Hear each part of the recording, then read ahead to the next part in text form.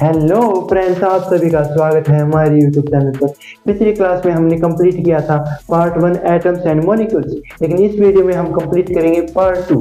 पिछली क्लास में हमने एटॉमिक मास तक सभी टॉपिक्स एंड पॉइंट्स कवर कर लिए थे, लेकिन अब हम नए टॉपिक की ओर चलते हैं। आयंस क्या होता है? आयंस उसे बोला गया है जो मेटल और नॉन मेटल दोनों से मिलकर बने हुए हों और क्या कंटेन करते हो, चार्ज स्पीशीज, उसे क्या बोलते हैं? आयंस। क्या बोला गया है? जो made up of metal and non-metal। दूसरी बात, contain charge species। अब यह चार्ज स्पीसीज क्या होता है बताएंगे। इसमें यह बात हुई, किसकी डेफिनेशन हुई है? आयंस की, कि जो मेटल और नॉन मेटल दोनों से बना हुआ हो। अब चार स्पीशीज होते क्या है? एग्जांपल ले लेते हैं NaCl का। ठीक है, जो आयंस है उसको दो भागों में डिवाइड कर दिया गया। इसके दो पार्ट्स हैं, एक कैटाइन, एक एनाइन। जो कैटाइन है वह पॉजिटिव होता है और जो एनाइन है वह नेगेटिव होता है। और जो ये कैटाइन और एनाइन में बोल रहा हूं, इन्हें क्या बोलते हैं? Charge species. इन्हें क्या बोलते हैं? Charge species. दूसरी बात, जो ये कैटाइन है ये है मेटल और जो ये एनाइन है ये है नॉन मेटल। ठीक है, अब हम इस एग्जांपल को देखते हैं कि इसमें मेटल क्या है और नॉन मेटल क्या है, किस पर पॉजिटिव चार्ज आएगा और किस पर नेगेटिव चार्ज आएगा। Na पर तो पॉजिटिव चार्ज आएगा, Cl पर माइनस चार्ज आएगा। अब कैसे आएगा? क्योंकि Na है मेटल है, Cl क्या है? नॉन मेटल है। कैसे पता चला? जो चीज हमेशा आगे होगी वह क्या कहलाएगा? मेटल। यह ट्रिक है। ये क्या है? ट्रिक। यह ट्रिक 100% काम करेगी। जो चीज आगे है वह क्या है? मेटल। और मेटल है तो क्या साइन लगेगा? पॉजिटिव का। और जो चीज पीछे है, यानी Cl क्या है? पीछे है, तो इस पे क्या लगा? माइनस लगा। तो इससे हमें क्या पता चला? ये क्या है? Non metal. यह बात हुई आयंस की। अब हम बात करते हैं केमिकल फॉर्मूला, कि हम जो केमिकल फॉर्मूले होते हैं हम उन्हें कैसे रिप्रेजेंट करते हैं। वाटर को हम H2O से रिप्रेजेंट करते हैं, लेकिन हमने कैसे किया वह प्रोसेस हम जानेंगे। अब हम अगले टॉपिक में बात करते हैं, अगले टॉपिक की, writing chemical formula. Writing chemical formula कैसे लिखते हैं? जो हम फॉर्मूला बनाते हैं उसमें दो चीजों का ध्यान रखना है, दो चीजों को याद रखना है। एक तो सिंबल को, दूसरा वैलेंसी। इन दो चीजों को याद रखो, यह काम पूरा हो जाएगा। अब सिंबल क्या होते हैं? किसी भी एलिमेंट को किसी चीज के द्वारा रिप्रेजेंट करना। ठीक है, उसे क्या बोलेंगे हम? सिंबल। करते हैं वैलेंसी की। वैलेंसी का मतलब होता है combining capacity of an element. ये जो एलिमेंट है वह उसके पास कितनी कैपेसिटी है दूसरों को अपने साथ जोड़ने की। एग्जांपल ले लेते हैं H2O। ठीक है, ऑक्सीजन के पास हाइड्रोजन, दो हाइड्रोजन को जोड़ने की, एक साथ अपने हाथों में रखने की क्या है? कैपेसिटी है। यह हो गई बात ऑक्सीजन की कैपेसिटी की, यानी वैलेंसी की बात होगी। लेकिन हम इन्हें सोल्व कैसे करेंगे? केमिकल फॉर्मूला कैसे बनाएंगे? हमने इस टॉपिक में यह तो जान लिया कि सिंबल क्या है, वैलेंसी क्या है, लेकिन हम फॉर्मूला कैसे बनाएं, फॉर्मूले को कैसे रिप्रेजेंट करें, हम इसे एग्जांपल के द्वारा समझेंगे। Nitrogen chloride.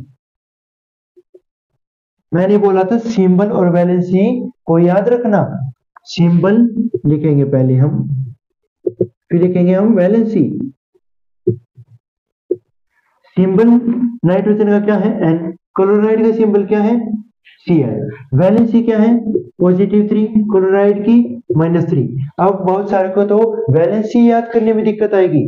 अगली वीडियो में वैलेंसी की ट्रिक के ऊपर बनाऊंगा, तो आप सभी जरूर देखना। ठीक है, अब फॉर्मूला कैसे बनेगा?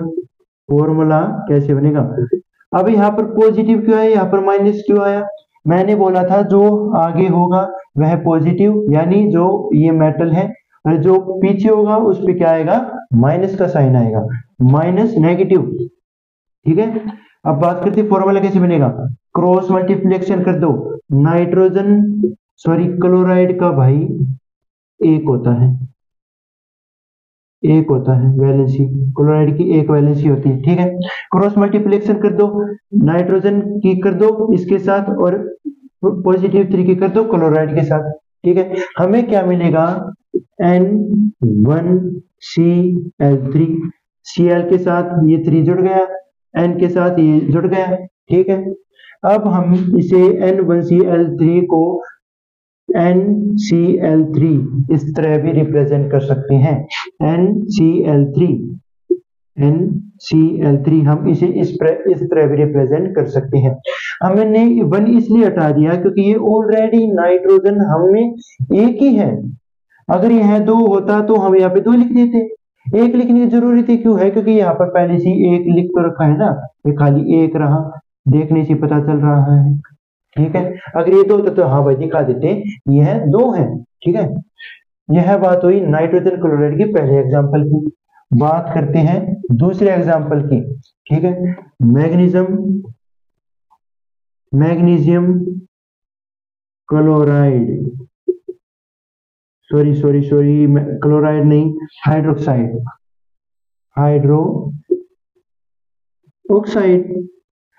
मैग्नीशियम का सिंबल क्या लिखेंगे, मैग्नीशियम का सिंबल क्या लिखेंगे और वैलेंसी क्या लिखेंगे, सिंबल लिखेंगे हम Mg, हाइड्रोक्साइड का लिखेंगे हम OH। ठीक है, अब इसको लिखेंगे हम मैग्नीशियम का वैलेंसी +2 और मैग्नीशियम की -1। ठीक है,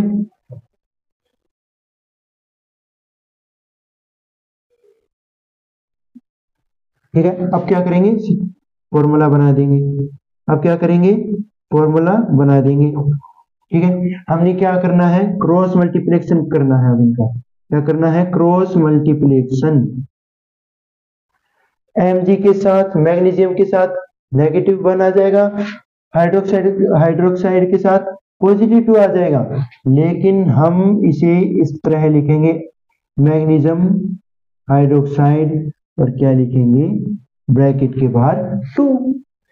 अब हमने यह ब्रैकेट क्यों लगाए, यह ब्रैकेट इसलिए लगाए, अगर यह ऑक्सीजन और हाइड्रोजन मिलकर बने हैं ना, मैग्नीशियम तो खाली एक है, लेकिन हाइड्रोजन और ऑक्सीजन मिलकर क्या बना रखा है, हाइड्रोक्साइड बनाया, क्या बनाया, हाइड्रोक्साइड। तो इनके लिए अलग अलग क्यों चाहिए, अगर मैं ये ब्रैकेट हटा दूं तो ये क्या दिखाई दे रहा है, यह क्या दिखाई दे रहा है कि जो हाइड्रोजन के लिए ही सिर्फ 2 बना है, ऑक्सीजन के लिए नहीं बना, तो क्या हो जाएगा, ये गलत हो जाएगा। इसलिए जब हम ब्रैकेट लगा देंगे तो यह ऑक्सीजन के लिए भी आ गया, हाइड्रोजन के लिए भी आ गया, तो ये जब हो जाएगा क्या, राइट।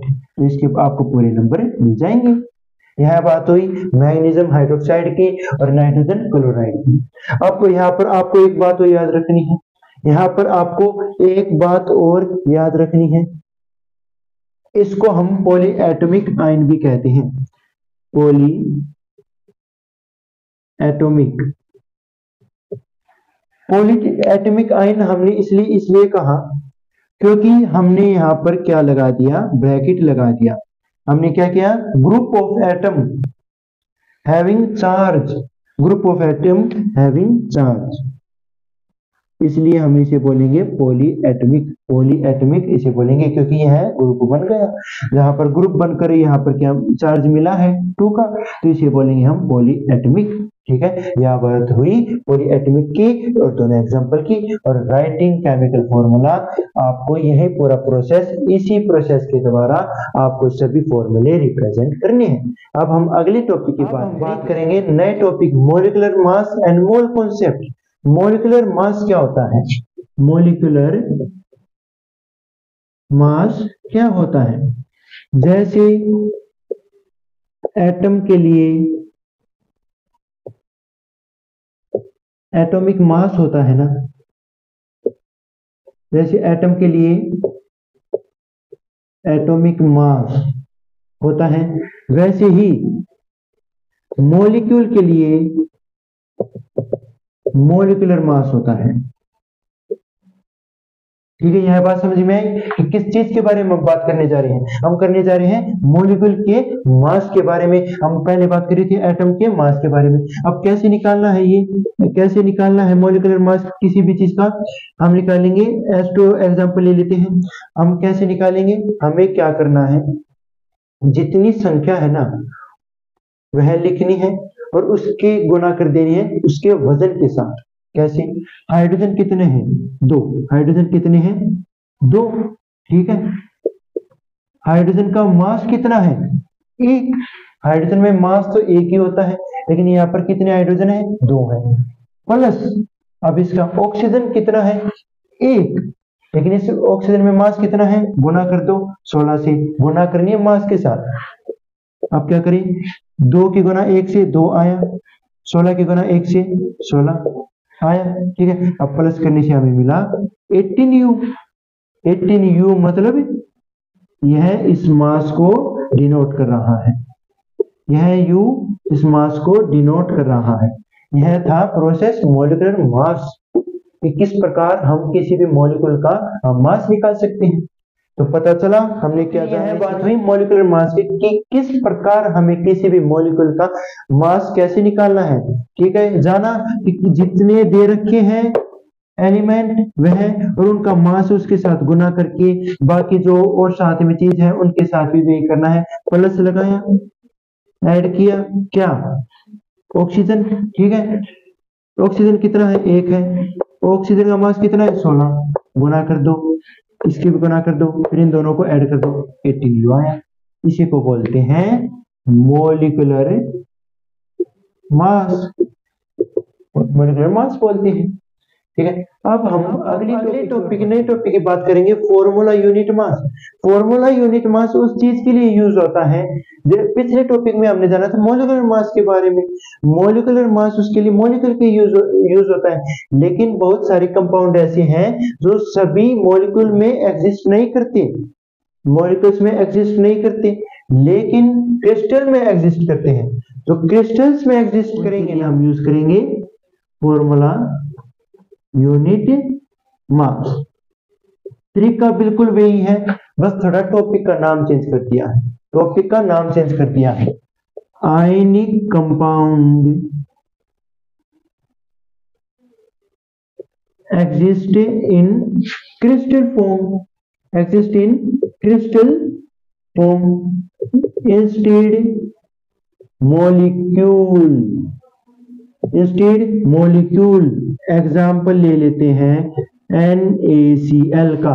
ठीक है, Na कितना है, 1 है। Na में वजन कितना होता है, 23। ठीक है, Cl कितना है, 1 है। वजन कितना होता है, 35.5U। ठीक है, 23U। हमें क्या करना है, गुना कर दी, 23 आया, 35.5 आया। इन दोनों को क्या कर देना है हमें, अब इन दोनों को क्या कर देना है, ऐड कर देना है। हमें मिलेगा 58.5U। 58.5U हमें क्या मिलेगा, आंसर मिलेगा। जिसे हमें क्या पता चला कि जो चीज मॉलिक्यूलर में एग्जिस्ट करेगी, जो कंपाउंड मॉलिक्यूलर फॉर्म में एग्जिस्ट करेगा उसका भी तरीका ये सेम है। जो क्रिस्टल फॉर्म में एग्जिस्ट करेगा, मॉलिक्यूलर फॉर्म में एग्जिस्ट नहीं करेगा कंपाउंड, उसका भी तरीका सेम है। बस फर्क क्या हो गया, टॉपिक का नाम चेंज हो गया। यह बात आपको एग्जाम में याद रखनी है। इन्हीं छोटी छोटी बातों से आपके कई बार नंबर कट जाते हैं। अब हम अगले टॉपिक की बात करेंगे कि मोल कॉन्सेप्ट क्या होता है। यह लास्ट टॉपिक आपकी वीडियो का, आपकी इस वीडियो का यह लास्ट टॉपिक है कि मोल कॉन्सेप्ट क्या होता है, और चैप्टर का भी लास्ट। अगले टॉपिक की बात करते हैं मोल कॉन्सेप्ट। मोल कॉन्सेप्ट में मोल क्या है, मोल एक नंबर है। जिस प्रकार हमें 1 दर्जन 1 डजन सुनते ही क्या याद आता है, 12, क्या याद आता है, 12 याद आता है। ठीक उसी प्रकार हमें 1 मोल सुनते ही क्या याद आ जाना चाहिए, 6.022 10 की पावर 23। जिस प्रकार 1 दर्जन सुनते ही 12 याद आता है, ठीक उसी प्रकार हमें 1 मोल सुनते ही यह वैल्यू याद आनी चाहिए। ठीक है, इन दोनों में कोई फर्क नहीं है। जिस प्रकार 1 दर्जन, ठीक उसी प्रकार 1 मोल की वैल्यू। ठीक है, यह बात हुई नंबर की, और इसी नंबर को हम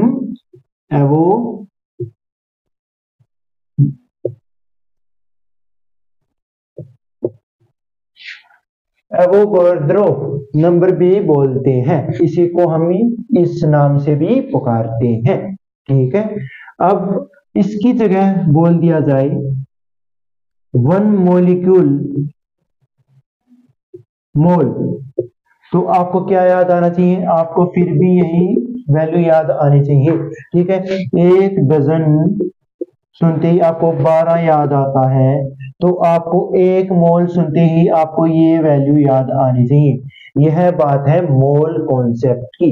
जिस प्रकार एटम का एटॉमिक मास होता है, मॉलिक्यूल का मॉलिक्यूलर मास होता है, ठीक उसी प्रकार मोल का मोलर मास होता है।